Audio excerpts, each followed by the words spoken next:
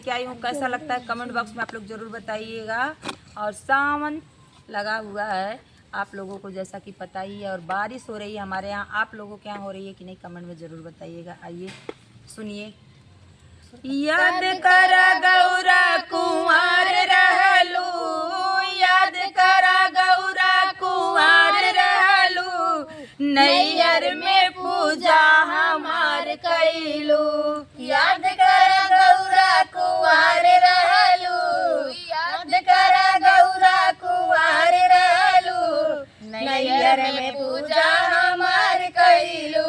याद कर गौरा कुंवर रहलू, याद कर गौरा कुंवर रहलू, नैहर में पूजा हमार कैलू। याद कर गौरा कुंवर रहलू, याद कर गौरा कुंवर रहलू, नैयर में पूजा हमार कैलू। काशी बनारस से जलवाली अइलू, काशी बनारस से जलवाली कैलू। जलवा से चरण हमार दोवलू, नैहर में पूजा हमार कैलू। जलवा से चरण हमार धोवलू, जलवा से चरण हमार धोवलू, नैयर में पूजा हमार कैलू। जलवा से चरण हमार दोवलू, जलवा से चरण हमार धोवलू, नैहर में पूजा हमार कैलू। जलवा से चरण हमार धोवलू, जलवा से चरण हमार धोवलू, नैयर में पूजा हमार कैलू। याद कर गौरा कुंवर रहलू, याद कर गौरा कुंवर रहलू, नैहर में पूजा हमार कैलू। याद कर गौरा कुंवर रहलू, याद कर गौरा कुंवर रहलू, नैयर में पूजा हमार कैलू। बगिया से फुलवाली अइलू, बगिया से फुलवाली अइलू, से फुलवाली अइलू, बगिया से फुलवाली अइलू। अरे फुलवा से पूजा हमार कैलू, फुलवा से पूजा हमार कैलू, याद कर गौरा कुंवर रहलू। फुलवा से पूजा हमार कैलू, फुलवा से पूजा हमार कैलू, याद कर गौरा कुंवर रहलू।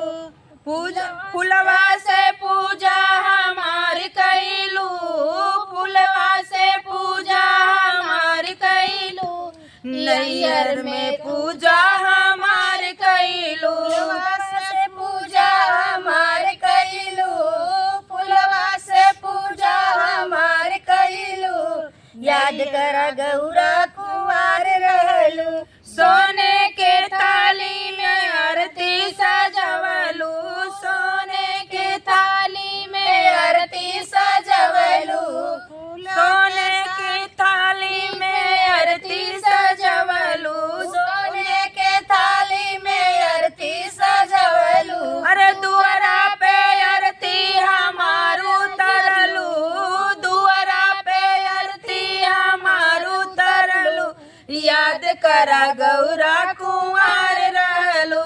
दुआरे पे आरती हमार उतरलू, दुआरे पे आरती हमार उतरलू, याद कर गौरा कुंवर रहलू। दुआरा पे आरती हमार कैलू, दुआरा पे आरती हमार कैलू, याद कर गौरा हमार रहलू। दुआरे पे आरती हमार उतरलू, दुआरे पे आरती हमार उतरलू, याद कर गौरा हमार रहलू। याद कर गौरा कुंवर रहलू, याद कर गौरा कुंवर रहलू, अब दुआरा पे याद कर गौरा कुंवर रहलू, याद कर गौरा कुंवर रहलू, नैहर में पूजा हमार कैलू याद कर गौरा कुंवार रहलू, याद कर गौरा कुंवार रहलू, नैहर में पूजा हमार कैलू। याद कर गौरा कुंवार रहलू, याद कर गौरा कुंवार रहलू, नैहर में पूजा हमार कैलू। तीज चौथिया के कैलू बरतिया, तीज चौथिया के कैलू बरतिया, तीज चौथिया के कैलू बरतिया, तीज चौथिया के कैलू बरतिया। दुआरा पे पूजा हमार कैलू, दुआरा पे पूजा हमार कैलू, याद कर गौरा हमार दुआरा पर पूजा हमार कैलू, दुआरा पर पूजा हमार कैलू, याद कर गौरा हमार रहलू। दुआरा पे पूजा हमार कैलू, दुआरा पे पूजा हमार कैलू, याद कर गौरा कुंवार रहलू। दुआरा पर पूजा हमार कैलू, दुआरा पर पूजा हमार कैलू, याद कर गौरा कुंवार रहलू। तो बोलिए गौरा माई की जय हो, भोले बाबा की जय हो। ये सही बात है, ये बोले सही तो। बात है कि जब आज गौरा माता ने कई हजार वर्षों से तपस्या किया था और बेल के पत्ती का सेवन करके जीवन यापन किया था।